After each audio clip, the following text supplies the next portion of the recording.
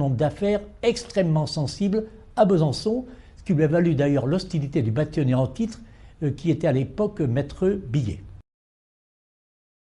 À l'époque, il avait accepté de défendre un certain nombre de militants du FLN qui avaient été arrêtés dans la région, et c'était certainement mal vu. Et cela n'était pas sans risque. Il n'a pas hésité un instant à prendre cette position qui pouvait entraîner des conséquences dommageables pour lui. Je me suis engagé dans le collectif, ce qu'on appelait le collectif des défenseurs des Algériens.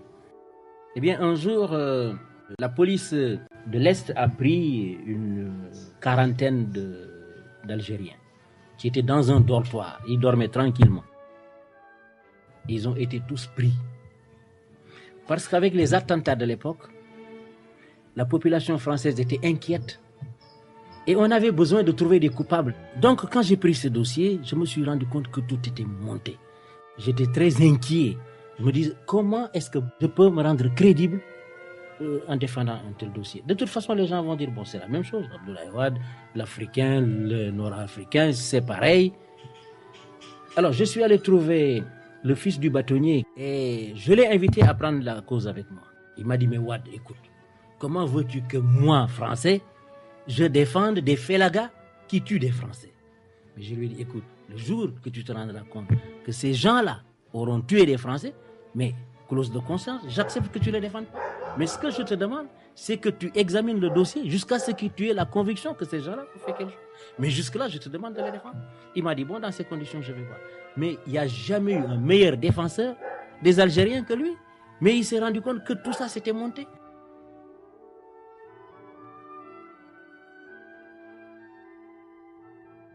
À côté de la défense des Algériens, Maître Wade poursuit ses études doctorales en droit et économie dans les universités de Dijon et de Grenoble.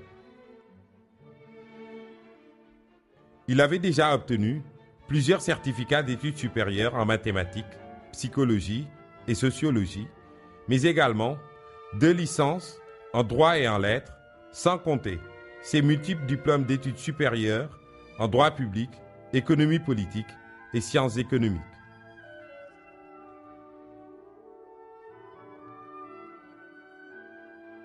Parallèlement, il continue ses activités syndicales, notamment au sein de la FEANF, et durant l'été 1958, la section de Grenoble, que préside Maître Wade, opte pour le non au référendum de septembre 1958 portant création de la communauté franco-africaine.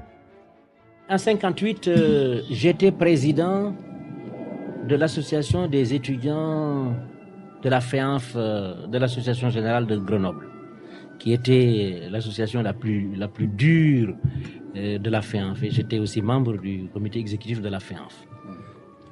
Et tout le monde savait que Grenoble, c'était la locomotive de la FEANF. Hein.